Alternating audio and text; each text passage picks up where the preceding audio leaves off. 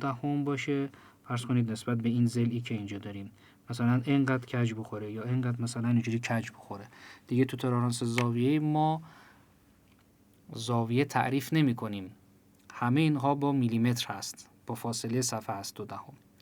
و نکته هم که بگم، همونجوری که قبلا گفتیم، مبناها نمیتونن از هم پیشی بگیرن. یعنی اگر اینجا ترورانس مبنای اول من اومده 1 دهم فلتنس گرفته، مبنای دوم من که نسبت به مبنای اول با یک ترورانس زاویه‌ای بسته شده، این نمیتونه مقدارش دیگه از 1 دهم کمتر باشه، دیگه باید مساوی با 1 دهم یا بیشتر باشه. مثلا تعامد اینجا دیگه میتونه حداقل 1 دهم تعریف بکنه.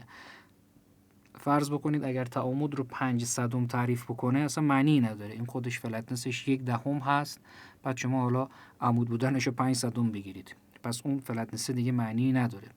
یا همینطور مبنای سوم رو الان می‌بینید 2 دهم در نظر گرفته، این دیگه 2 دهمه از مبنای قبلی خودش که اینجا مبنای B هست و این شده مبنای C، باید مساوی با اون یا بیشتر از اون باشه.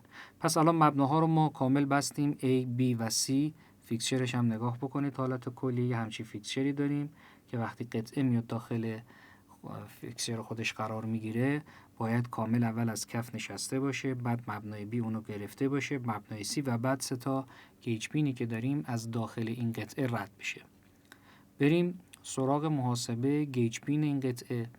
اینجا 3 تا سوراخ به ما داده، این 3 تا سوراخ ها فاصلش که از مبنای B مشخصه، داده 50 میلیمتر بیسیک و همینطور فاصلش از مبنای C.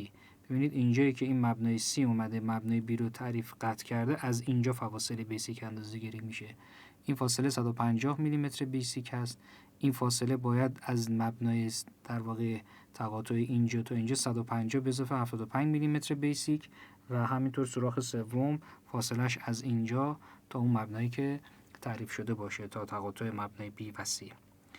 و انباشت ترورانسیش هم گفتیم دیگه، یعنی این از اینجا تا اینجا تعریف میشه، این اگه 1 دهم این ورتر بخوره یا 5 صدم این ورتر بخوره، این بهش اضافه نمیشه که قبلا یه توضیح دادیم. و بعد اومده پوزیشن رو داده برای این سوراخ، گفته 3 تا سوراخ داریم، فی C مثبت منفی 2 دهم، در حالت ماکسیموم متریال 1 دهم میتونه پوزیشن بگیره. اینم باز اگر ما بیایم جدولش رو رسم بکنیم، فرض کنید اینجا قطر سوراخ باشه و اینجا هم پوزیشن. چون گفته ما